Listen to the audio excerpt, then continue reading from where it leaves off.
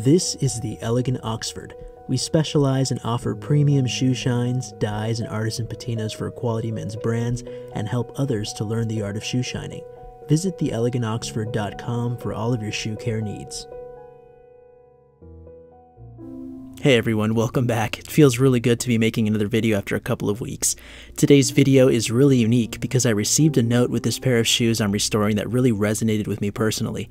The owner is a young working professional who is starting a new career in the information technology field in Washington, D.C., and recently purchased this used pair to wear to work for the very first time.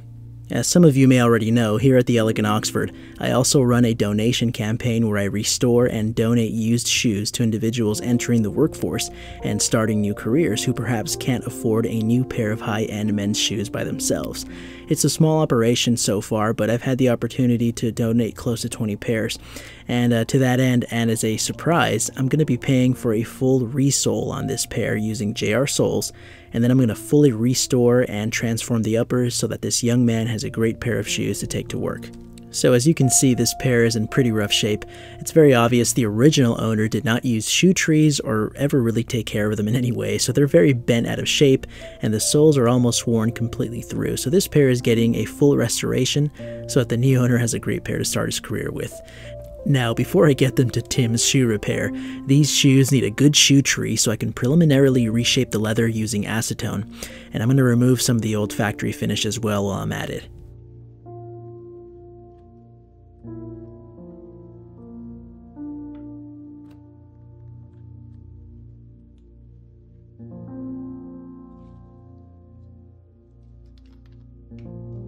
Now, what I'm about to do might seem strange, but pouring acetone over the leather will help reshape it properly around the shoe tree.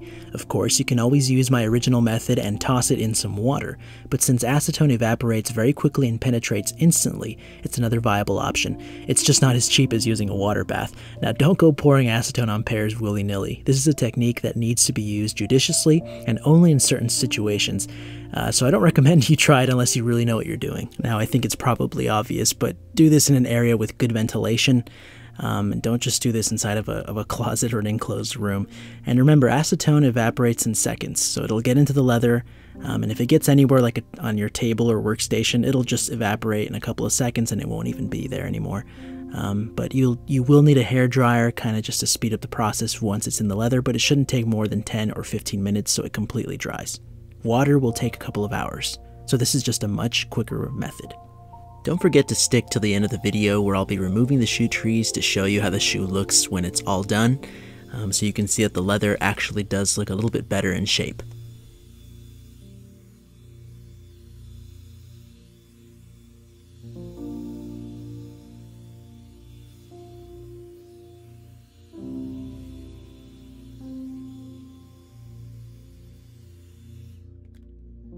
Alright, now the shoes look a lot better. The leather has reformed around the tree, and even if you remove the shoe tree now, the leather would be a lot stiffer, and it really wouldn't go back to the way it used to look. So it's a good method for really stiffening leather up and getting it to reshape around a shoe tree or something like that. And this is especially good for pairs that were really bent out of shape or extremely warped. So it's a good method, but you can't use it all the time. It's just for emergency pairs, I'd say. So now they're ready to go, and let's head up to Tim's shoe repair. So the shop's about an hour away from my house, but it's totally worth it and I love the drive. I really like visiting real cobblers and seeing good guys at work cobbling shoes. So the first thing John's doing here is removing the old heel, and then he's using a sharp knife to remove the old sole from the upper as well. Once that's done, he removed the old cork, and here's the entire shoe separated from the sole. It's like you're seeing the shoe naked. It's not something you see regularly.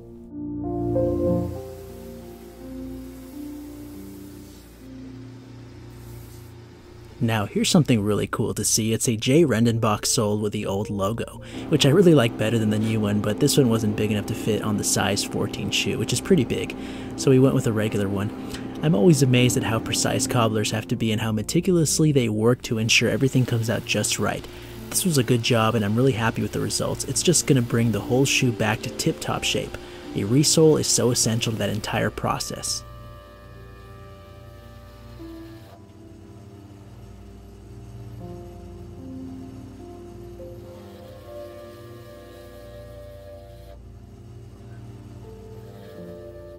And don't worry, I didn't forget to say hi to Woody either. I just absolutely love looking at fresh resole jobs. Everything looks perfect from the sole to the heel, and then John used an air gun to add some color and some depth, and everything looks absolutely perfect, and here they are.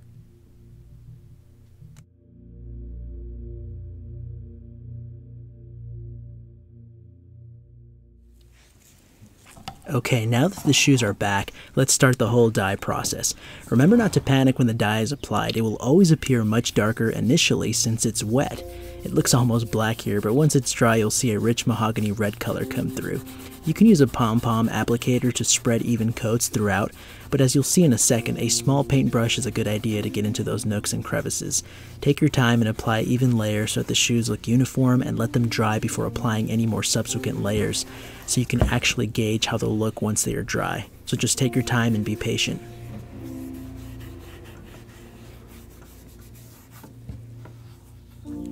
Aside from that, when dyeing shoes, I really recommend using gloves. You really don't want any leather dye on your fingers. It's really not good for you. In fact, most of them are actually really bad for you, so I don't recommend you get any on your fingers. Using gloves will prevent that, and even when you wash your hands, I found the dye doesn't really come off very easily. It's really permanent and really powerful, so just be careful and wear gloves, and take your time. Use a brush or use an applicator, and you're gonna be just fine. And don't use too much. Remember, it's gonna go on pretty dark, but it's gonna dry and it's gonna look really great. So just be patient. Dyeing can be a pretty stressful part of restoration because you're just not sure how it's gonna look. So even I still get really nervous every time I touch a shoe. I don't think I've gotten to the point yet where I just feel completely confident. Every shoe will react differently. Every time you're working on a shoe, there's just no way to guarantee results, but the best you can do is just to do your best and to not give up. So just be patient and take your time. Don't rush it. This is a really important part of the process. Now, a really great thing about leather dye is that once it's dry, you can use a cotton cloth or a chamois and buff it, and it'll actually shine pretty well. It won't look super shiny, but it'll just look good enough so you can get an idea of what it's going to look like when it's complete. So don't forget to do that. It's kind of just a preliminary step, and the shoe's just going to look a lot better. So as you can see, I'm brushing it, and the shoe, you're already getting an idea of what it's going to look like when it's done, and I'm pretty happy with it. Okay, now I'm going to be adding a little toe burnish using black for some character. Remember to shade the area correctly and avoid stark lines. You want a gradual progression from dark to light, so shade it like you're shading using a pencil. Just be careful and take your time.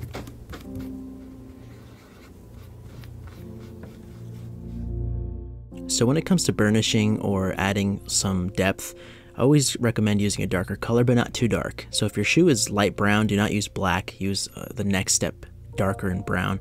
But since these are pretty dark, I'm going to be using black, and I think it's appropriate. So just make sure to use the right shade. Now this time around, I'm going to be using Saphir leather lotion. The shoe's looking a lot better now, so it's a great all-purpose leather conditioner, and I really love it, so it's a good choice for this pair. Add just a little bit since it's runnier than Renovateur, and spread evenly with your fingers. Then wait 5 minutes and then brush away with a horsehair brush for a really nice shine. Alright, now it's time to add some pigment using some Mahogany Saphir shoe cream, and that'll bring out those brown and red tones evenly, so it's a good choice. But Hermes red would work just fine if that's all you had, and if you really wanted to bring out more red tones than brown. A lot of people keep asking me why I wear gloves when I work on shoes sometimes, and why I don't in other videos, and it's just because since I have a baby and sometimes I have to rush and grab her, I don't want to have any polish on my fingers, and I don't want to keep washing my hands, so just using black nitrile gloves is just a really good and easy way to do that. You can get black nitrile gloves anywhere, from Walmart, Home Depot, or wherever you want. So they're not hard to find, and I found that they're just really great overall at keeping your hands clean throughout the day. And when it's time to take them off, you just take them off and your hands are completely clean underneath. Even though you could do this part barehanded, using gloves for me right now is just a lot easier.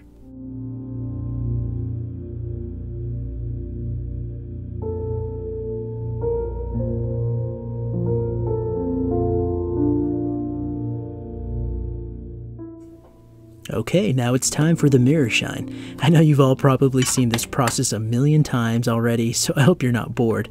But if you need help with a mirror shine, check out my in-depth and comprehensive tutorial for some help getting a guaranteed shine. I'll leave a link in the description of this video if you need some help. Remember to be really patient when doing your mirror shine. I can't tell you how many emails and messages I receive from people who are just frustrated because they just really can't get that shine to come through.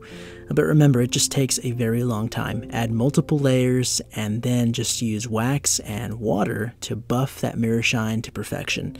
I know that's easier said than done, but it really just takes practice, and it really takes a lot of screw-ups, if I'm going to be honest. It's going to take a lot of frustrating moments and a lot of pairs that just look terrible. And you know, I've learned to perfect my mirror shines over time, so it's not something I learned overnight. So just be really patient and keep doing your best, and eventually you'll get it. I promise you will. It's just going to take some time, and like anything worth doing, it's going to take practice and it's going to take work. So don't give up.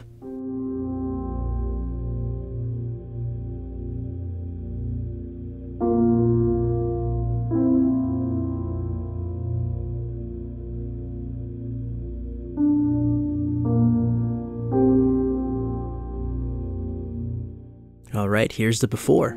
Pretty bent out of shape. The soles just needed, the shoe needed to be resoled. And here's the after. So the shoes are not perfect by any stretch of the imagination, but I think that they are ready to be worn again. They're restored and ready to be put to good use. So the shoes obviously didn't come out the way I wanted. You know, some of the leather was just really wrinkled. There's some loose grain. And using the shoe trees and the acetone really helped. And as you can see here, I'm going to remove the shoe tree so you can see what the shoe looks like. And as I remove the tree, you'll notice that even though the wrinkles are kind of still there on the surface because of the loose grain, overall the shoe is back to its normal shape. You can see there it was really bent, and now even without the shoe tree, it's straight and the leather is stiff like if it were brand new. And the left shoe actually came out really great. That shoe didn't have loose grain, so it looks really great. And overall, I am extremely satisfied, and I hope you think so too. I'm really happy with them. Okay, so I really hope the owner likes these. It wasn't the easiest project, and the leather was a little too wrinkled in some places, but all in all, I'm pleased with the results. I hope you liked how they turned out as well. Remember, you can purchase anything you saw me use in this video at my online store at theelegantoxford.com. We carry everything from Saphir, from the Madai Dior line, and the Beauty Cure line as well, along with a bunch of other accessories and items that I'm sure you could probably use. So make sure to stop on by and to support my website. It really helps. And if you need a 5% discount code, I'll leave it in the description at the bottom. And I really appreciate everything you guys do for me. It really helps the Elegant Oxford grow so I can keep making videos. Thanks again for watching, and I will see you next time.